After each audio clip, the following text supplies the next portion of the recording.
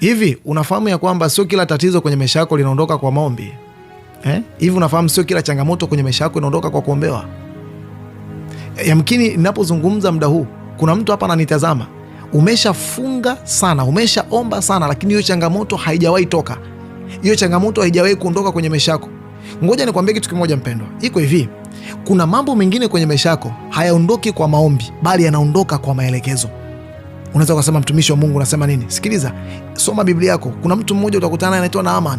Naaman alikuwa ni jemedali, mpiganaji mzuri sana wa vita, lakini alikuwa na tatizo moja la ukoma, na amepewa habari ya mtumishi wa Mungu anaitwa Nabii Elisha. Anafunga safari, anamtafuta, anaenda kumfuata mtumishi wa Mungu Nabii Elisha. Anafika mahala pale, alitegemea mtumishi wa Mungu atamwekea mkono na kumwombea ili tatizo liondoke. Mbadala wake anampa maelekezo aende akajichovye kwenye mto Yordani. Sikiliza nakwambia kitu kimoja, kuna mambo kwenye maisha yako unaweza ukapigana nayo kwa maombi miaka nenda rudi, lakini bado utayaona yamekuganda. Ni time ya kumwambia Mungu, ninaomba nipe maelekezo juu ya hii ndoa, kwa nini inasumbua? Nipe maelekezo juu ya hii biashara, kwa nini inakwama? Maelekezo atakayokupa Mungu ndio atakayo kuondoa katika eneo hilo.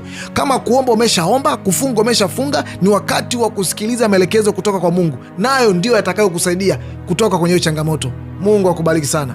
Amen.